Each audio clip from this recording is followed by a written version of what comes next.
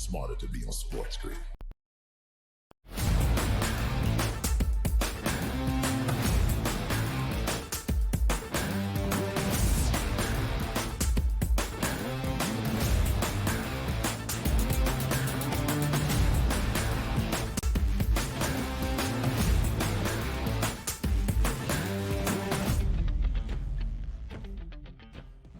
Live right here in hour number 3 of the early line on this Thursday, all across the SportsGrid network. That is SportsGrid. That is Donnie Rightside. I am Ben Stevens. Hour number 3, you could call our basketball hour. We will go around the association coming up in just a moment. And then it is a conference tournament week handicap for the rest of the way. The final, well, not quite final, but the mid-major conference that now starts its tournament as of 11 a.m. Eastern time.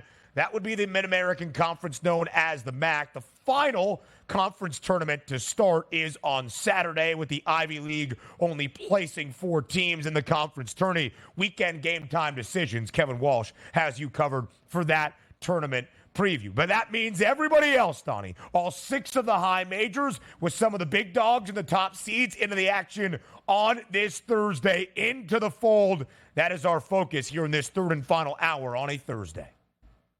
Big dogs here. That's what we're waiting for. We're going to get a lot of those over the next couple of days. But also, this is the fun part, too, to try to zero in on. Now we know what the means are. Teams literally need one basketball game that they have to win to get in. I don't even mean getting the automatic bid, but teams like Villanova, if they can beat Marquette, would signify they would be in here. So many other teams hovering, and they're watching the other line saying, please don't have a bid stealer win a basketball game. And then we get the Selection Sunday where we get to see those final 4 to 5 teams with the cameras on them. Will they be cheering or just sitting in their seats when their name is not announced here? It's a great time of year.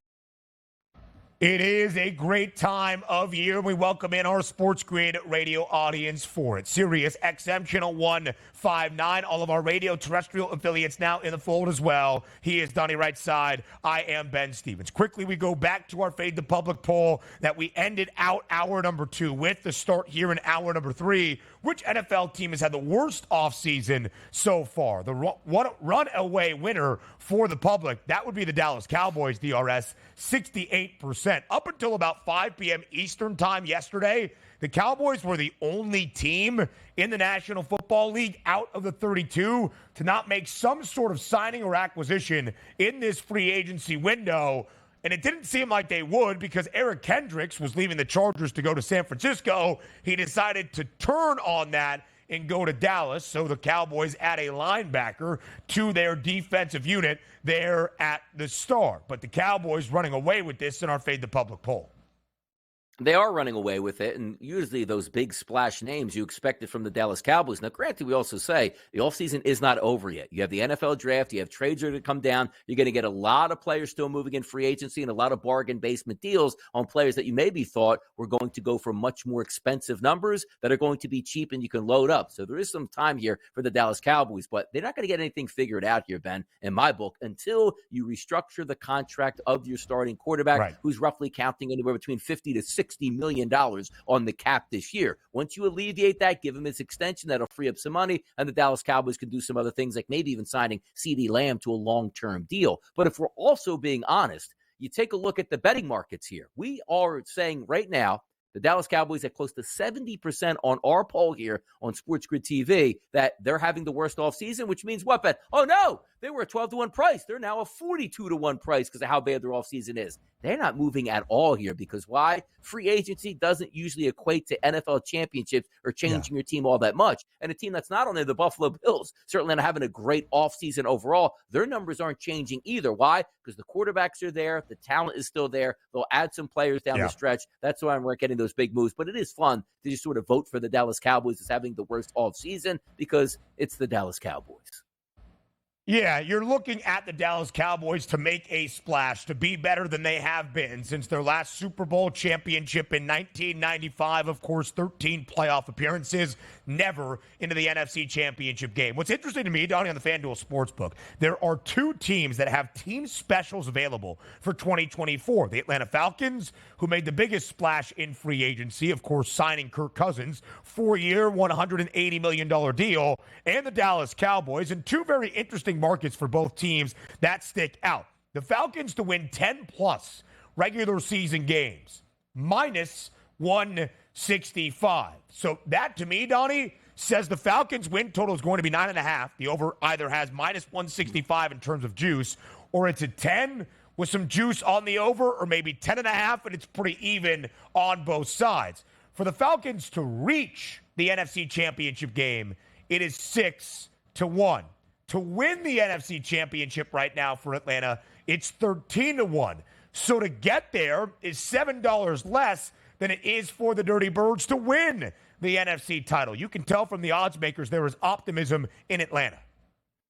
No, and there should be optimism in Atlanta. You take away the picture last year, we saw the two teams that were front runners, supposedly, right, to win the NFC South. It was actually the Atlanta Falcons, and it was the New Orleans Saints. We're leaving the Tampa Bay Buccaneers basically left for dead. They end up winning that division, and rightfully so. They were the best team at the end of the season. But moving into it this season, who's that better team? Who do you trust here? It's no longer the New Orleans Saints. They're blowing things up. The Carolina Panthers can't get out of their own way, and also we knew that the Tampa Bay Buccaneers weren't even as good a team as they showed late in the season. They just also wound up making it to the playoffs and playing a team in the Philadelphia Eagles that was absolutely leaking oil and basically quit on the season. Would have been interested to see if even with that home game, had they would won if they got a better opponent in town on that football game. But they didn't, and they won, and that's what's up. But if you're looking this season at the Atlanta Falcons, for me, they're going to win the division, which means they get a home game, which means you have a good price point to get into that second round in the divisional round to see if they can do some damage. And quite frankly, if they get into the playoffs and win a game, that ticket is already going to be profitable at this point. I think there's money to be made on the Atlanta Falcons this year. Yeah, I do as well. I would focus on that divisional price and maybe anything beyond that. But minus 110 for the Falcons to win the NFC South does feel deserved, despite the Buccaneers winning the division the last 3 years. But think about how the Bucs won it the last two. In Tom Brady's final year, below 500, 8-9. Last year, even with Baker Mayfield, 9-8. If the Falcons get to 10 wins, as the odds makers expect, minus 165, Atlanta might already have won the NFC South. The Cowboys have similar numbers, or at least similar markets available. To win 10 games this year for Dallas, minus 360. That's justified. They've won at least 12 regular season games the last 3 seasons. In fact, I think they've been 12-5 each of the past 3 years. The number that stands out to me, Donnie, is for the Dallas Cowboys in that team special category to get to the NFC Championship game, plus 260. Again, something they have not done in nearly 3 decades now. No, you're right about it. But again, same thing, we take a look at Purdue, right? Don't let that recency bias, which Purdue seems like it's only been a couple years, but they haven't been to the Final Four since 1980. I still think there's a legitimate chance they can make the Final Four. And the same thing to be said with the Dallas Cowboys. Let's let this offseason shake out. They're still the favorites to win the NFC East in a down NFC overall, which does have the 49ers as the front runners. Sooner or later, just by happenstance, Dallas is supposed to make the NFC Championship game. But again, as another fan of a rival opponent, I love the fact that the Dallas Cowboys don't ever make it to at least an NFC Championship game. The comparison to Purdue on the Thursday of Conference Championship Week, that's a pro's pro. Into the NBA and basketball up next.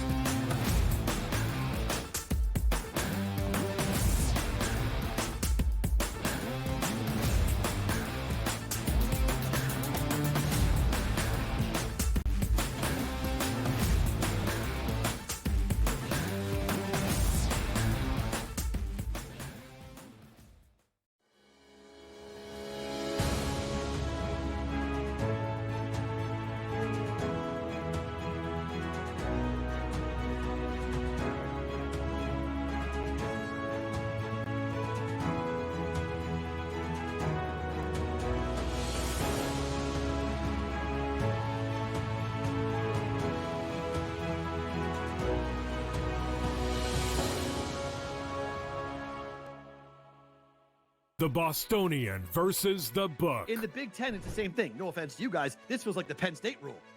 This feels like This is the guaranteed Penn State to get in. We need to Penn find State's a way to let them in because they can't beat Michigan. They can't beat Ohio State. But Right. if we make them a third, They get in. this is they're the Penn always State going to rule. be better than the West half. Yep. And that 1 year that Lightning in a Bottle catches on the West half, we'll let them in too because they'll bring people. The Bostonian versus the Book. Kentucky on the road as a 7-8 point dog, beat Tennessee by 4. North Carolina as a 5.5 point underdog, beat Duke on the road. I took Kentucky plus the points. I think you on it as well. I even said I wouldn't be shocked if they won it. I'm not shocked. They're just that good. It's can they be focused for 40 minutes? And they actually played, I guess you would call it somewhat defense. Game time decisions only on SportsGrid. How about this?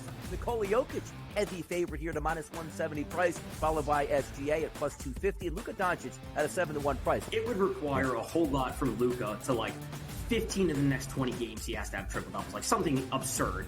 And it really just comes down to Jokic being amazing, doing everything he's doing. Like, I hate to say it, but he's probably had this locked up the second Embiid was announced out. The early line only on SportsGrid.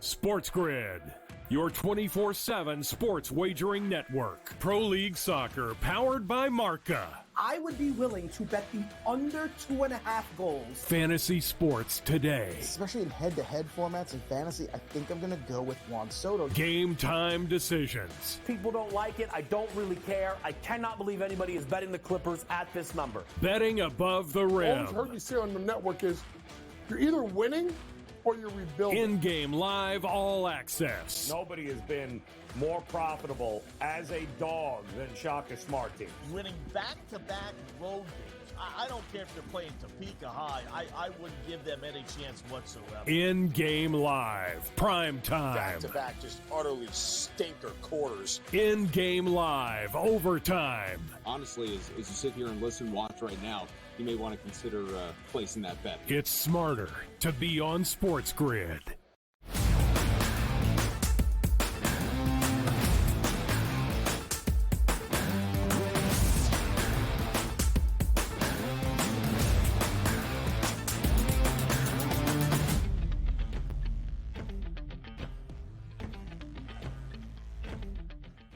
A shorter NBA slate on this Thursday, and shout out to Adam Silver and the crew for recognizing where they stand in the basketball realm on this Thursday in this week of March. It is Conference Championship week, so only 6 games, but some marquee matchups, and your 2 premier NBA handicappers here on the SportsGrid Network get you set for each and every one, at least 4, before we get into college basketball. The marquee matchup of the day is in Boston. The NBA's best team, the Celtics, host the Phoenix Suns. 6-point spread in favor of the C's at home. 227.5 is that over-under. Of course, Boston, the best team in the NBA, the only one to reach the 50-win benchmark so far. They are 51-14. The Nuggets, the second closest, with 46. Boston has won 3 in a row. They keep covering numbers, laying 6.5 at home tonight.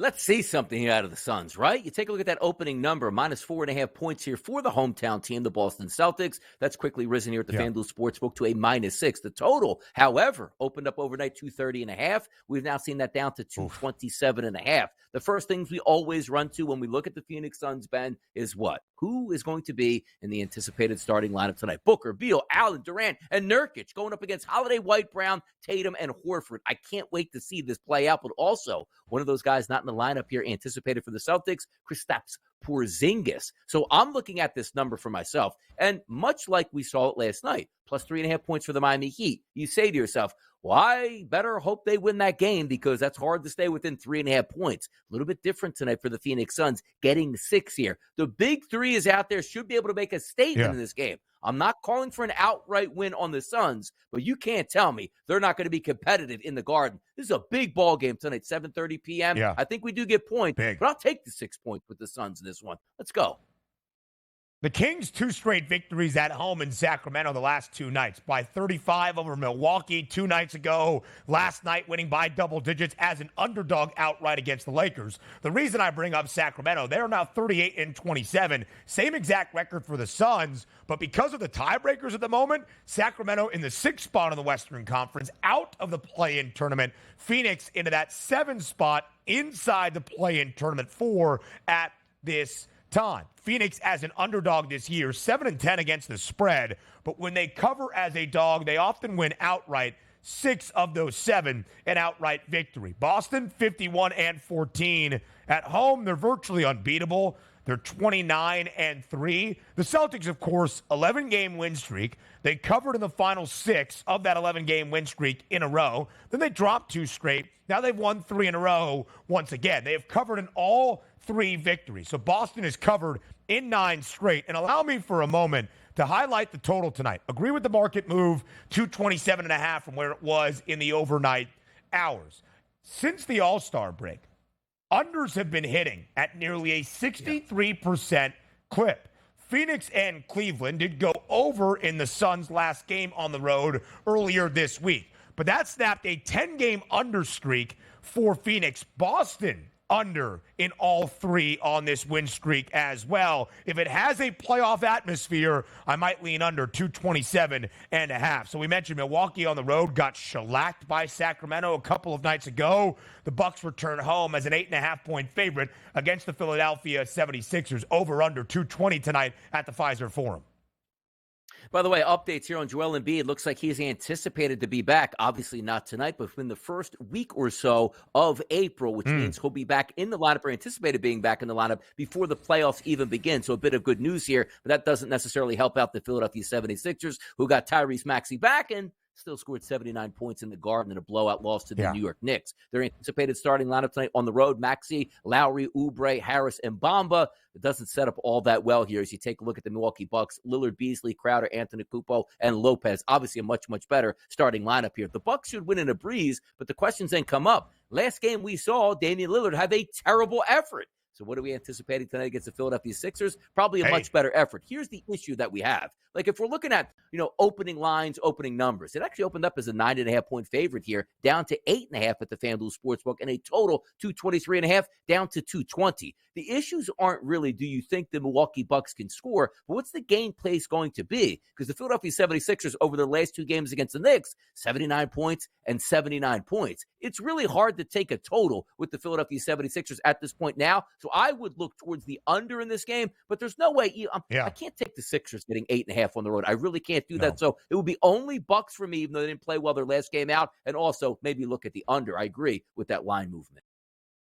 Yeah, I agree with the under as well. Of course, Philadelphia not breaking 80 points in either of the 2 games played in the last 5 days inside Madison Square Garden. DePaul even got close to that, I kid. They had 57 points last night in the nightcap at MSG. Bad beat on that over. But for Milwaukee, DRS, 7-3 since the All-Star break. Of course, they started on a 6-game win streak. All 6 games stay under. They have covered in all 7 of their wins. They have been under in 7 of those 10. I would lean with the under as well here for the Bucks and the Sixers, who, by the way, Philadelphia has been booked as a dog now in 12 of their last 18 games. They are both 5-7 straight up and against the spread. They cover, they win outright. Don't expect them to do either tonight in Milwaukee. Damian Lillard consistently inconsistent. Points prop tonight, 24.5. Will Luka Doncic be out there tonight for Dallas? He left last night's game, a big victory at home by double digits over Golden State,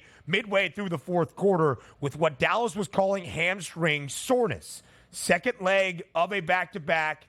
Now on the road for the Mavs. They head to Oklahoma City. Not the farthest bit of travel, but still a change of venue. The Thunder, 10.5-point favorite against Dallas. It feels as though, to me, Midwest matchup in Oklahoma, that this is the right number, double digits in favor of OKC.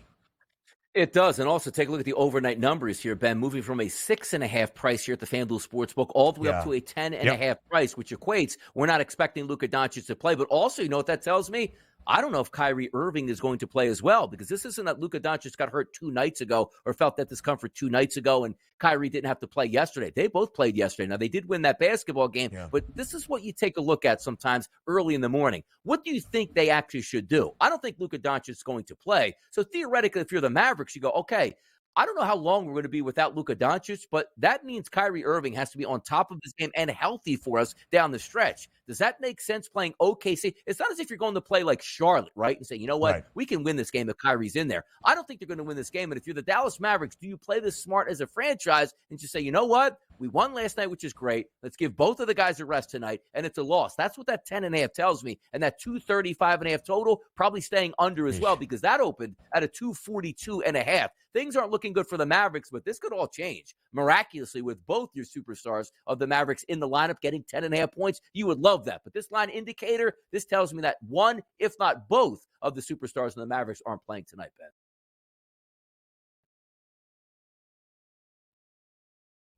Look at that. Hey, yeah, give me a little bit more action here. Give me a little bit more action, because we were trying to break down this Mavericks OKC game, and that 10.5 points, as I said, is probably an indicator that the two superstars certainly are going to be left out. We have the Clippers and the Bulls, and watch out for those Chicago Bulls right now. You take a look at them tonight in a matchup against the Clippers, who didn't look great in their last performance. But how about this? A 4.5-point favorite for the Clippers on the road. That turns into a 6-point favorite here on the road. Other outlets even showing as high as 6.5 as a favorite towards the Clippers. The total in this game, no surprises here. You look at a 220.5 on the overnight number. That's now down to a 215. If we're taking a look at the anticipated starting lineups in this ball game tonight for the Clippers, Harden, Mann, George, Leonard, and Zubac, which is interesting because we did see Kawhi Leonard leave the game early just a few nights ago. Looks like he's due to be playing tonight. And back in the fold, as you look at the Clippers trying to make their ascent here to the top of the Western Conference standings, they're going to need to beat the Bulls. And the Bulls, Dosunmu, Caruso, DeRozan, Craig, and Vucevic expected in the starting lineup for them tonight. A short 6-game card, as Ben pointed out tonight. A lot of fun to be had there, but it's college basketball, people. We can't leave that out. We're going to hit that hard next. Right here.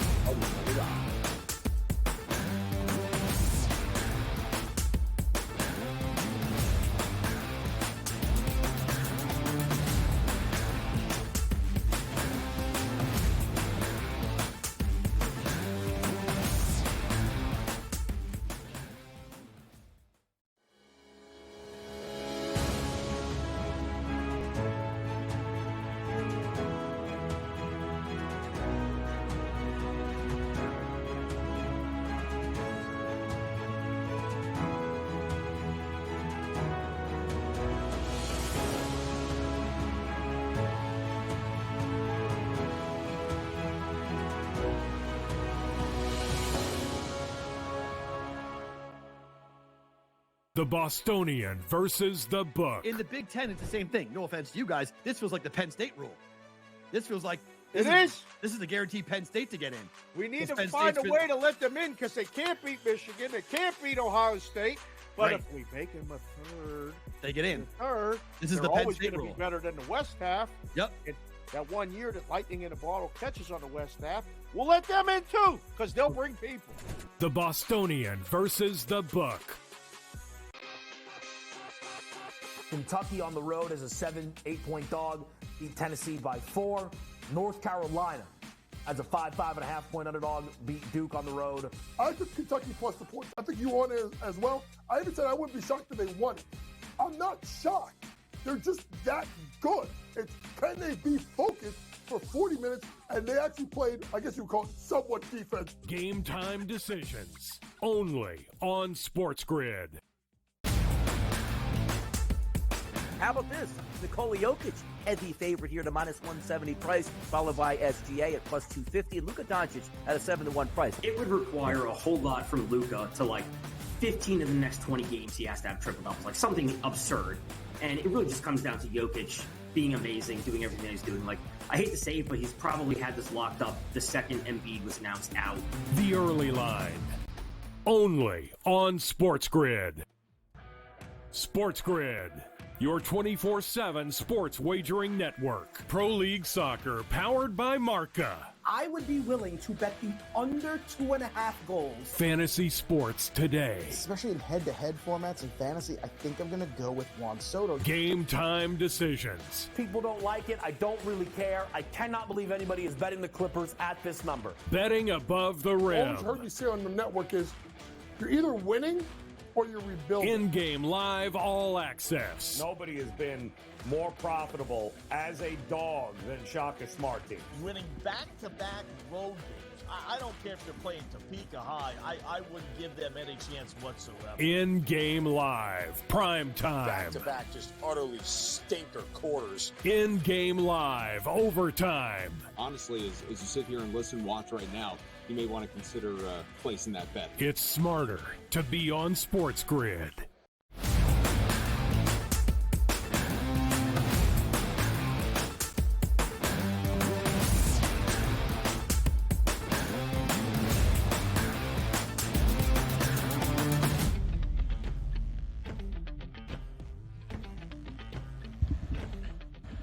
They really thought they could keep me from the breakdowns on this Thursday during Conference Championship Week in men's college basketball. Our Wi-Fi in the studio, you're going to have to work a little bit harder than that because you're not getting this one past me as Donnie Rightside and I go all around the country in college basketball. 32 conferences, high major, mid-major, men's college hoops at the D1 level. 30 of the 30 have either begun or finished their conference tournament at this point. 31 of 32 enter today. That would be the Mid-American, the MAC tournament, as will get underway starting at 11 a.m. Eastern Time. Toledo in action, and then the Ivy League on Saturday. Only 4 teams from that league into the conference tournament. It's why they don't start until Saturday. Akron, the 2-seed DRS. But you remember our good pal Jack McMullen from Just Baseball Media, play-by-play voice of the AAA affiliate of the Pittsburgh Pirates, spends his time in Indianapolis where they play. So he calls a lot of MAC sports. A lot of Ball State is what he covers. But in his time following Ball State, Akron has played Ball State a ton. He told us about a month ago, keep an eye on those Zips. They're making a run into March, into the big dance. That's why they're booked as the favorites at plus 175.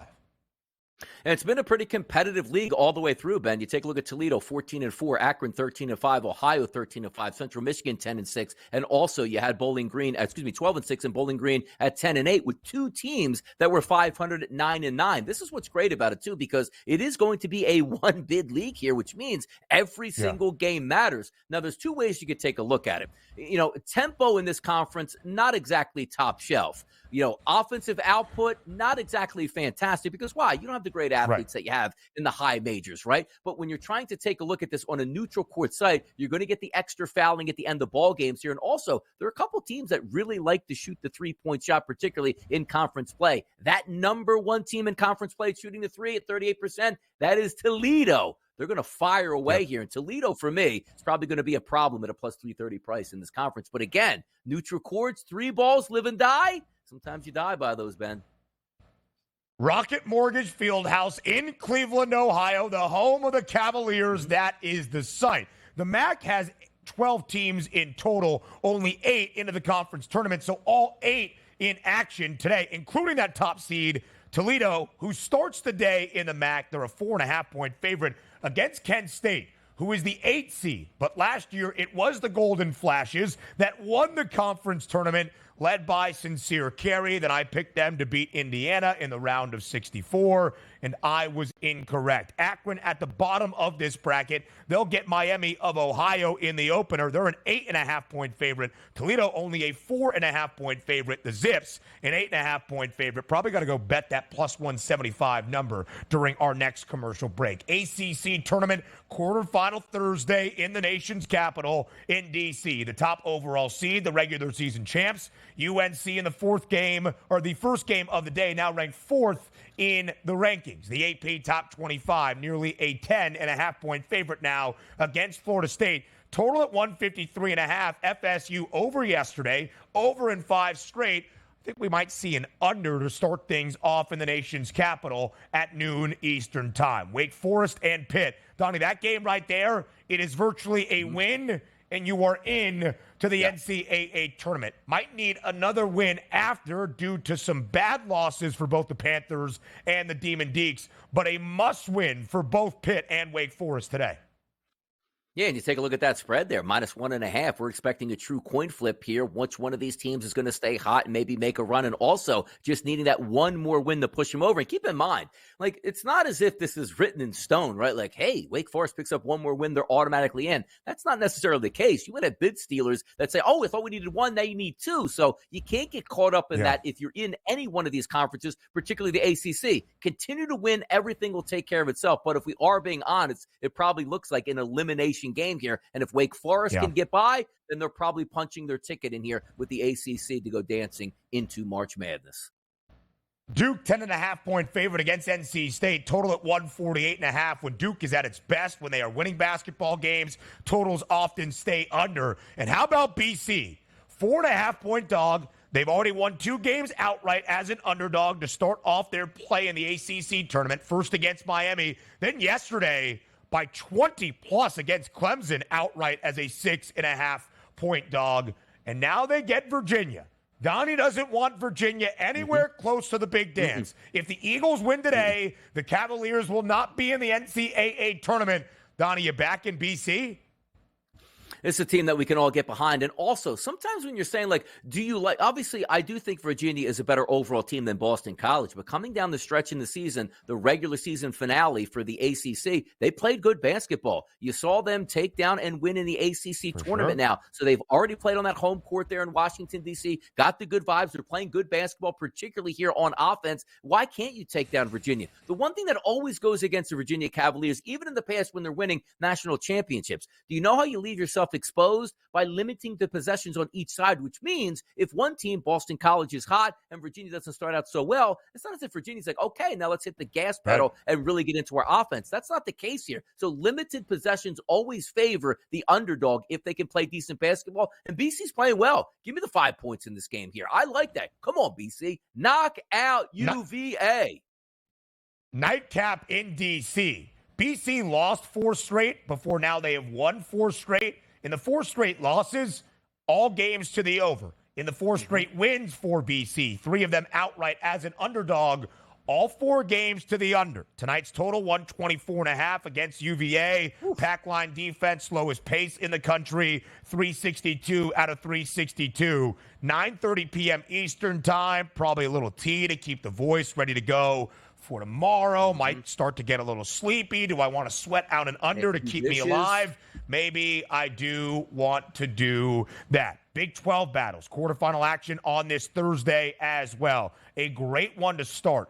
BYU laying 2.5 against Texas Tech. That a top 25 tilt. BYU victorious yesterday against UCF. Houston, the number 1 seed in this tournament, the champions of the Big 12 in the regular season. Now the Cougs' first Big 12 tournament game of their program's history. 9.5-point favorite, Donnie, against the Horned Frogs of TCU. Yeah, that, by the way, taking a look at the Big 12 tournament overall, we had a couple more games up there listed because I know Baylor was down there low. It'll be interesting to me as we find out against Cincinnati, who is one of those teams that this is where it gets a little bit interesting. Cincinnati did get, look, granted, there's 2 wins they have currently now. We know West Virginia isn't very good. Still win nonetheless and needed a comeback against it. They beat Kansas, which if this was full go Kansas, it would be more impressive, but it wasn't. But also, you didn't have to fight all that hard on day number 2 in that tournament down the stretch. Now, you're going to take on a Baylor team, which is better than Cincinnati. Now, here's the question you have. The slingshot that I call it the effect. You've already played 2 games. The momentum is hot, but also this is your 3rd day in a row of playing basketball going up against a Baylor team that is rested. So if you're Scott Drew, you sit back and say to yourself, come on now. Like, we're going to run this team up and down the court because we expect those legs to be a little bit tired. But we've seen it before. Yeah. That hot team continues to make a run, and Baylor's like, well, we're already in the tournament, and we just didn't bring our A game, and we go down. I don't think that's going to be the case, but that's a lot of respect on Cincinnati, only getting 3.5 points in this game for me. So where it stands right now, that was 3.5. It's now 6.5. The market is agreeing the Bears are about to run them through Kansas City, and I would agree with the market. Cincy got a wounded Kansas team yesterday and took them to task. They won by 20. No shame in that game. But West Virginia gave Cincy all they could handle. The Mountaineers were up double digits late into the second half before Cincy started to rally, expending a lot of energy. I would look at Baylor playing for that seed line 2, 3, 4 somewhere for Scott Drew's Bears. Now in a wide open bottom half by the way. Iowa State, 7.5-point favorite against K-State. Kansas State won outright yesterday against Texas in their opener. They're now 6-1 against the spread as an underdog. Total of 137.5, by the way, quickly, DRS, between TCU and Houston. TCU's been over in 6 of their last 8, including 4 in a row. Houston, a team that is known for defense, playing at a more controlled tempo and pace, actually over in 7 of their last 11 in Big 12 play. They've been getting paced up just a little bit. Don't know if I love the total, just a thought there. Big East Thursday. It is quarterfinal action inside the world's most famous arena. We've got about 25 minutes left in this show. As soon as we are done, I'm walking 2 blocks away to the Mecca with our producer, Joe Frieso. We are taking in the afternoon slate, and it is a good one. Connecticut, 14.5-point favorite against Xavier, who edged out Butler yesterday by 4 points. St. John's and Seton Hall. Rick Pitino back in the Big East tourney inside Madison Square Garden in a win and in game against Shaheen Holloway and Seton Hall. I'm not sure the loser is truly eliminated from Big Dan's consideration, but maybe, just maybe, that game between the Red Storm and the Pirates as good as it gets. No, it is as good as it gets. And I actually like St. John's in that tilt, to be honest, even though they're laying. You got to win by 5 points to win by margin that game. I think they can get that done. This is a massive game here for St. John's to say we are back in a big way on the national landscape. We're going to put our dancing shoes on. I want to know this. Somebody's got to get me a report. If our boy comes out on that court with a white suit, I don't know how Seton Hall is going to be able to hold up at this point. That's got to be I need pictures out of Ben Stevens. I need text messages here. I need the vibes on the court. I need the Johnnies out there, Johnny Nation in the stands. I like this. I think St. John's going to win this game. But again, that white suit comes out. That's at least a 3 ball right there, at least. 100%. 12 games for Seton Hall, by the way, as a dog in Big East play. 6-6. Straight up and against the spread. They are firmly looking at that money line. Yeah. Some more thoughts on the Big East tournament before we keep it moving. Conference tournament week on the early line.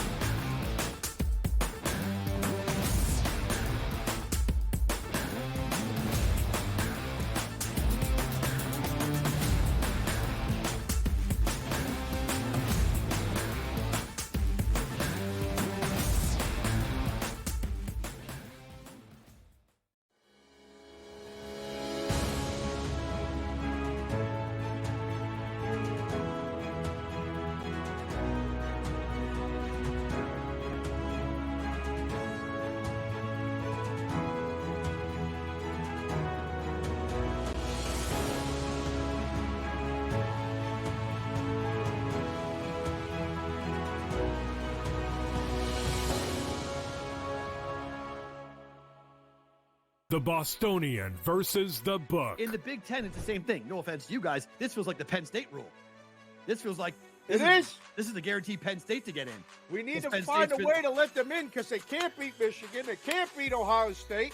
But if we make them a third, they get in. Third, this is the Penn State rule. Be better than the West half. Yep.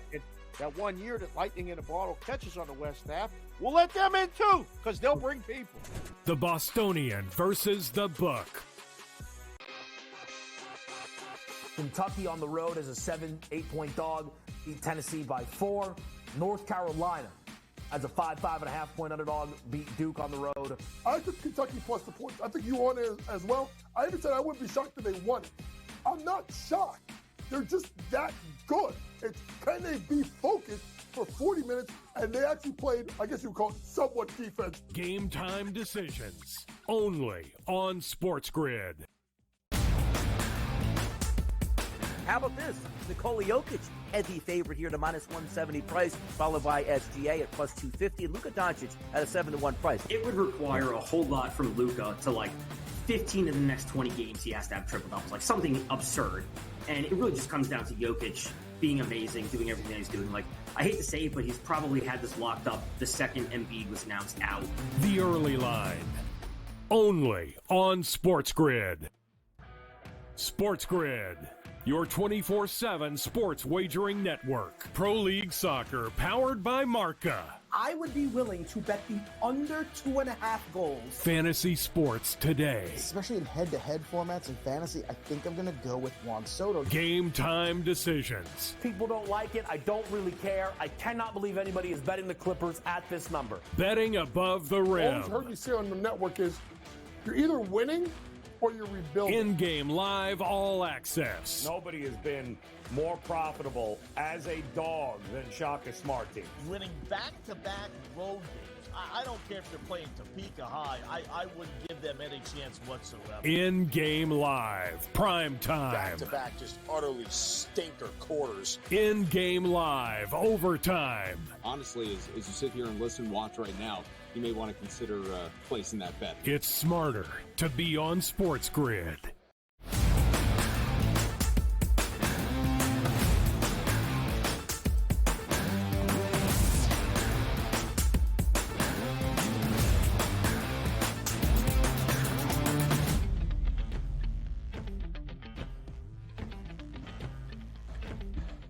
It is quarterfinal Thursday in 4 of the 6 high major conference tournaments during conference championship week at the D1 level in men's college basketball. 2 more games, the afternoon and evening slate in the Big East to detail here. Providence needs to keep winning games. They will get the 2 seed in the tournament.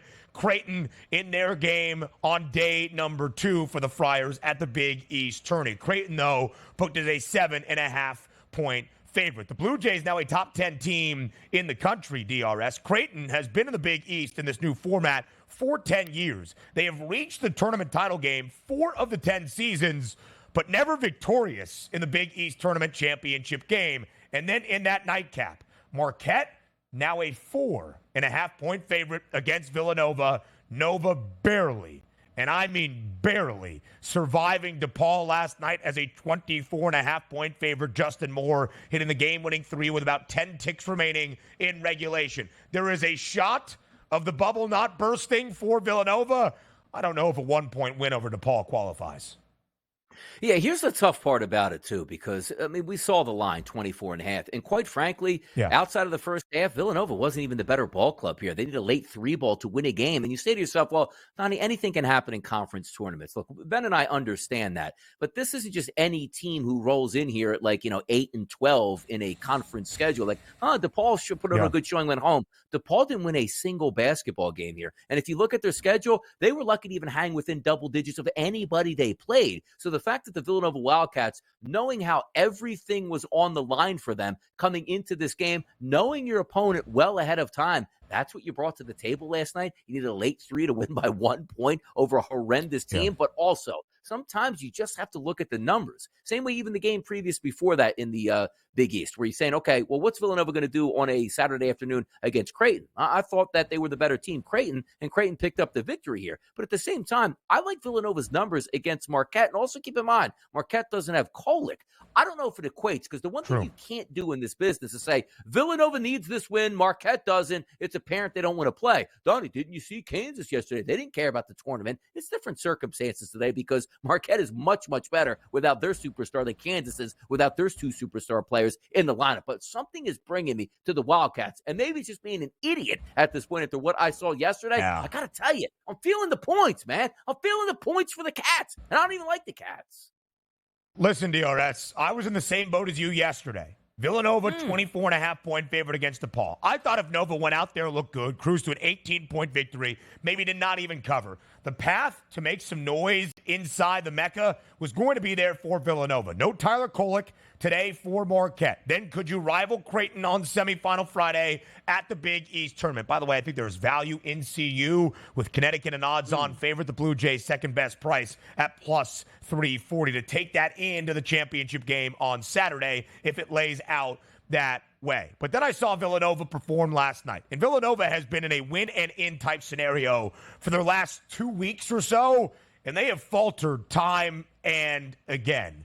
When I look at the Wildcats in this game, despite no Tyler Kolick for Marquette, Cam Jones, spurned by Big East coaches, not named a first, second, or even honorable mention selection on the All-Big East teams. Oso Ighodaro, the big man for Marquette, is back as well. I lean with the Golden Eagles. If you have points props where you can bet for college basketball, this is the nightcap, 9:30 p.m. Eastern time inside Madison Square Garden. Maybe you just focus on Cam Jones and going over whatever that listed prop is. Pac-12, quarterfinal Thursday in Las Vegas. USC continues to roll. They have won 5 of their last 6. They have covered in 5 of their last 6, including outright in the regular season finale on Saturday in LA against Arizona. The Trojans won outright as a 7.5-point dog, putting a huge chink in Arizona's case to be a number 1 overall seed in the NCAA tournament. Arizona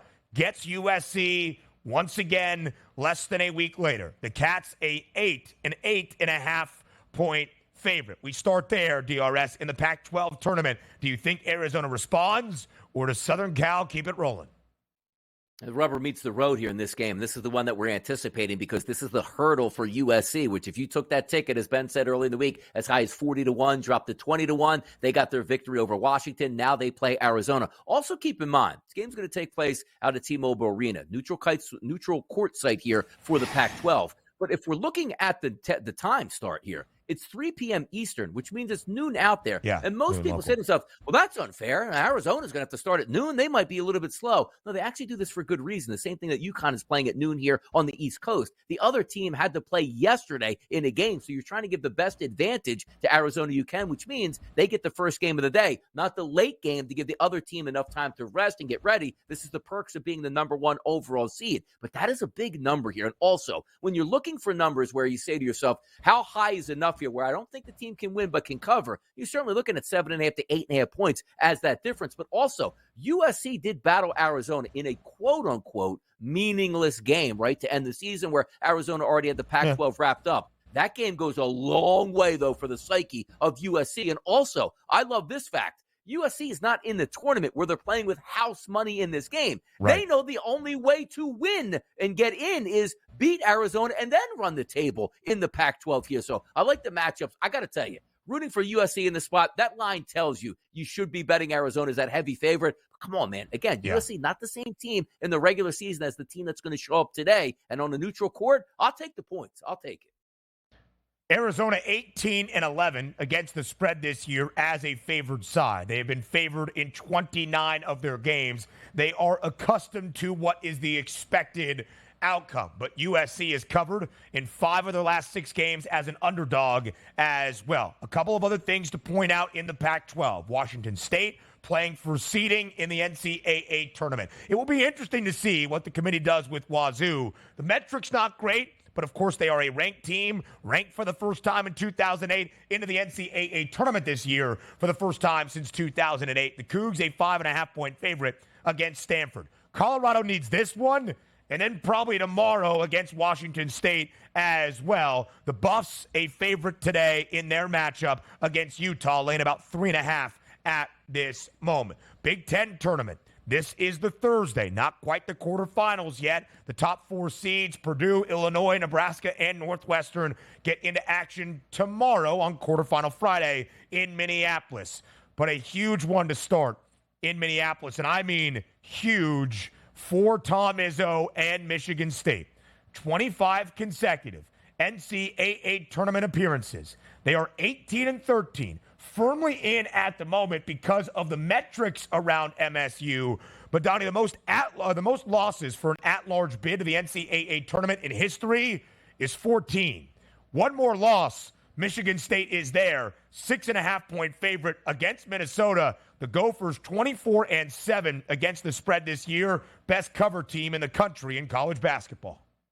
Yeah, the Minnesota's got to be the darling of the players, say the handicappers, right? Because everything lines up. It's a neutral court site here. Yes, they're going to have to go on a run and win this tournament, but also you can lose this game and still cover the spread, and Michigan State can get what they need out of this. For me, I don't like Michigan State all that much on the season. So if I'm saying to myself a 136.5, which means it's going to be lower scoring, all you need is Minnesota to hang around in this ball game. And maybe you don't think it's right, and you say to yourself, you know what? I might get caught up where Minnesota's down 4 points with a minute to go, which turns into an 8-point game, and I lose? I would look at taking Minnesota by probably, 3.5 at least, or maybe even getting 4.5 in the first half. That's the way I probably would play this out, because the one thing I do know is if Minnesota is in it at the half, is there a chance they win? Yes. But also, you know as well as I do, when you're dealing with lines that are, let's just say, under 8 points, you don't necessarily look at it as, can I stay close? The dreaded part is 4 minutes to go, down Free 6 throws. points. We usually know where that winds up with the free throws. I would look for Minnesota in the first half here if you think they're going to give them an honest run. Yeah, I do as well. I would look at Minnesota. Michigan State has not covered in their last 4 games as a favorite. I don't think they care about a cover. Winning by 7+ today. They need that money line victory big time for Sparty. Next game up, Wisconsin 4.5-point favorite against Maryland. The Terps hammered Rutgers yesterday. 2 slow tempos. Not great offenses. Maryland, 3rd worst offense in the Big Ten. I would look at the under of 131.5. Ohio State is on a roll. Iowa playing better down the stretch. Both teams on the outside of the bubble, but a big week in Minneapolis could go a very long way. In Indiana, 1-4 straight to end out the regular season. They are the slight underdog against Penn State, who did beat Michigan yesterday by 9, even covered as an 8.5-point favorite. But by no means do the Nittany Lions look all that impressive. I've got my eyes on IU. Yeah, by the way, I got my eyes on Ohio State at this point, too, because this, again, it's not the, don't, like, Ben, we can't say to ourselves, boy, I watched them play January 10th, and they were a really bad basketball team. No, this is completely different. Coaching change, vibes are good in the locker room, playing great down stretch. These are the runs that we like to see, particularly is why we like to take a look at USC. All those injuries added up. They're not the same basketball team that we saw a month ago than who they are today. But also keep in mind something at the Target Center. Minneapolis here, getting back to that early game, Minnesota and Michigan State. It doesn't always equate to victories, as you saw Kansas City and Kansas yesterday with the home court advantage technically. But Minnesota is going to have a lot of fans in that building against Michigan State early here. So also an interesting one. But for me and my money, I think Purdue is going to cut down the nets here in this tournament. But as you said, they don't get started till tomorrow. But that's 4 really good games to look forward to today in the Big Ten. You know I've got a sprinkle on the Buckeyes at 30-1 to make a run in the Big Ten tournament as they did as a double-digit seed last year. Ohio State, the 10th seed, once again in the Big Ten tournament. SEC action on this Thursday. Again, we're still waiting on the top 4 teams. Tennessee, Auburn, Kentucky, Alabama. But we got Mississippi State, LSU today. The Bulldogs, 4.5-point favorite in the first game up in Nashville. Arkansas, big favorite yesterday against Vandy.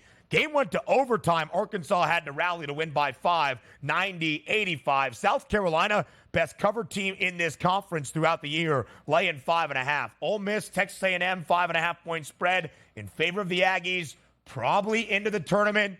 Big game, though, if they were to get bounced early by Ole Miss. And then Florida. Donnie, as you mentioned, a team to keep an eye on outside of the top 4, 16-1 to win the SEC tourney, 6.5-point favorite today against UGA. Yeah, I'm really looking at that game. And again, it's a nightcap tonight. We're going to have basketball games starting in 8 minutes now. We're talking about games that are going to take place at 9:30, one of the 2 best days in college sports that sometimes we always equate that here to just the opening of March Madness next Thursday. This has way more games and a lot of excitement, so we're going to enjoy this. But also, I love the fact that Florida is playing today because, again, the slingshot effect. Give me a good Florida performance against Georgia here to get that momentum is already playing in that building down in Bridgestone Arena. I like this here. I'm watching Florida tonight. I want to see a rout. I want to see good 3-point shooting, and I want to see Florida make a charge here in the SEC. The Gators playing a lot better here as of late. Georgia edging out Missouri yesterday. No wins in the SEC this year for Mizzou and Dennis Gates in his second year in Columbia. When there was some hope, it could be a breakout year for the Tigers. That game did stay under. Not a great day for me betting yesterday in college basketball. We're back on the horse. We're locked and loaded. There are 52 games on this Thursday, spread out over 14 hours, tipping at 11 a.m. Eastern time. What? Expand the tournament, Ben. We could do the same thing next Thursday and Friday. Expand the tournament. It makes sense. We have so many high-profile college basketball experts come on here routinely telling us to absolutely expand the network here and expand the actual times. I love it. Expand the network. I can get behind, by the way. Loyola Chicago, 2.5-point favorite, 8-10 tourney in Brooklyn. We need more people. Play it. We'll have the best bet. And you just taking a break.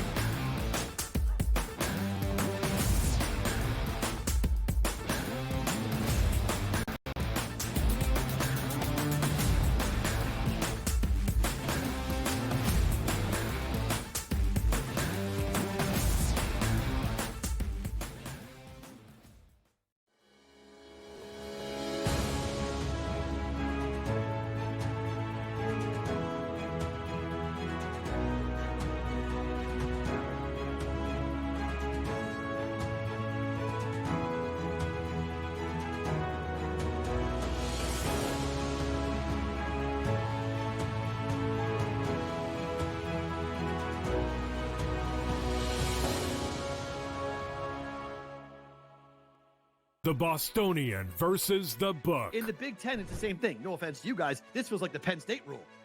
This feels like this is the guaranteed Penn State to get in. We need to find a way to let them in because they can't beat Michigan. They can't beat Ohio State. But if we make them a third, they get in. Third, this is the Penn State rule. Be better than the West half. Yep. That 1 year that Lightning in a Bottle catches on the West half, we'll let them in too because they'll bring people. The Bostonian versus the Book. Kentucky on the road as a 7-8 dog, beat Tennessee by 4. North Carolina as a 5.5 point underdog, beat Duke on the road. I took Kentucky plus the points. I think you on it as well. I even said I wouldn't be shocked if they won it. I'm not shocked. They're just that good. It's can they be focused for 40 minutes? And they actually played, I guess you would call it somewhat defense. Game time decisions only on SportsGrid. How about this? Nikola Jokic, heavy favorite here to minus 170 price, followed by SGA at plus 250, and Luka Doncic at a 7-1 price. It would require a whole lot from Luka to like 15 of the next 20 games he has to have triple doubles, like something absurd. And it really just comes down to Jokic being amazing, doing everything that he's doing. Like, I hate to say it, but he's probably had this locked up the second Embiid was announced out. The early line only on SportsGrid. SportsGrid, your 24/7 sports wagering network. Pro League Soccer, powered by Marca. I would be willing to bet the under 2.5 goals. Fantasy sports today. Especially in head-to-head formats in fantasy, I think I'm going to go with Juan Soto. Game time decisions. People don't like it. I don't really care. I cannot believe anybody is betting the Clippers at this number. Betting above the All rim. I've heard you say on the network is you're either winning or you're rebuilding. In-game live all access. Nobody has been more profitable as a dog than Shaka Smart team. Winning back-to-back road games. I don't care if they're playing Topeka High. I wouldn't give them any chance whatsoever. In-game live, prime time. Back-to-back, just utterly stinker quarters. In-game live, overtime. Honestly, as you sit here and listen, watch right now, you may want to consider placing that bet. It's smarter to be on SportsGrid.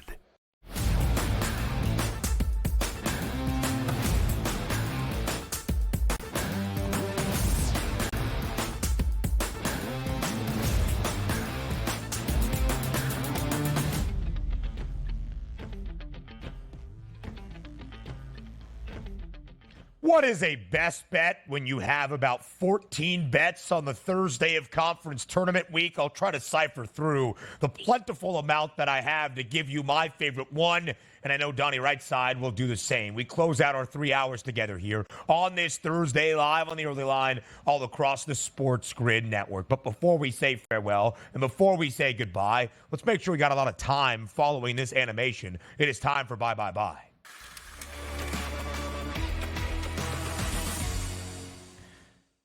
Can you really highlight just one? Yeah. It's like picking your favorite kid. What is your best bet, Donnie, on this Thursday? I mean, if we wanted more time, we just would cut out the stingers here. That's what professionals do. But since we wasted those extra 4 seconds, I'll get right into my play right now. I'm actually going to take an under, Ben. Providence and Creighton, not the under for the game. How about this? A team total under for Providence, just to keep this short. Creighton's got a very good defense. The thing that they do well, rebound extremely well. The thing they also do well, not fouling. Why is that key? Providence gets to the line more than any other Big East team. So if you're not stealing those free points here, it's not going to work out. And also, you know Providence loves to shoot the three-point shot. Number one in conference play, chasing you off that three-point line, it's Creighton. Team total under today for Providence, and that number is 66.5. All right, so I guess I will go with the first bet that I made as my best bet. That is North Carolina against Florida State, the opener of quarterfinal Thursday in the ACC tournament in Washington, D.C. Donnie gave you an under. I will stick with the theme, under 153.5 between the Seminoles and North Carolina, despite the fact the Noles have gone over in 5 straight. UNC under in 6 of their last 8. When they play their best basketball, they control pace, keep the game under. A couple others I like, Wisconsin, Maryland, under 131.5. UNLV, San Diego State, under 133.5. Give me Indiana outright tonight against Penn State. Donnie right side, any before the closing bell? I can't wait for this day. Expand the tournament. We love this stuff, Ben. Come on, man. Ben agrees. Come on, man. Cut his mic. We'll talk about it tomorrow on a Friday, 8 a.m. Eastern here on the Early Line.